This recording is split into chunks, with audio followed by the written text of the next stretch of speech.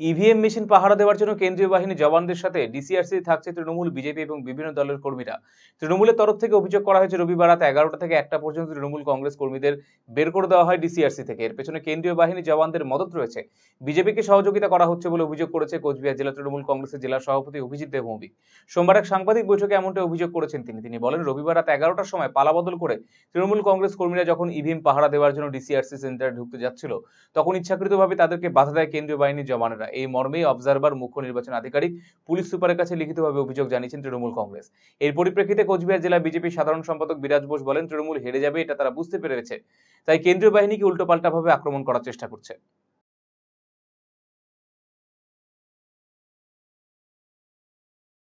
যারা এর সাথে রিলেটেড আছে, ইভিএম মেশিন পাহারার দায়িত্বে যারা কেন্দ্রীয় বাহিনী, তারা আমাদের গার্ডদেরকে বের করে দিয়েছে।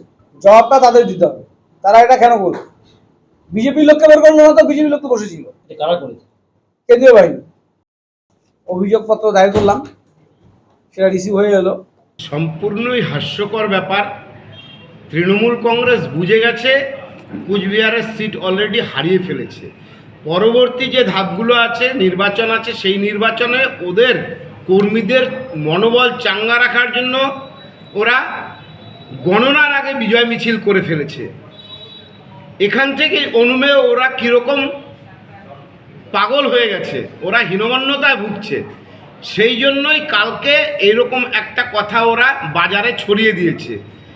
আমরা বিজেপি যদি থাকে, ওখানে তৃণমূলও থাকবে, ওখানে বামফ্রন্টও থাকবে, ওখানে প্রতিটা দল থাকবে। এরকম হতে পারে না। বাজার গরম করার জন্য এই কথাগুলো বলছে তৃণমূল কংগ্রেস, এবং ওদের কর্মীকে চাঙ্গা রাখার জন্য করছে। ওদের এত ভয় কিসের? কোনোদিন তো এই জিনিসটা দেখিনি।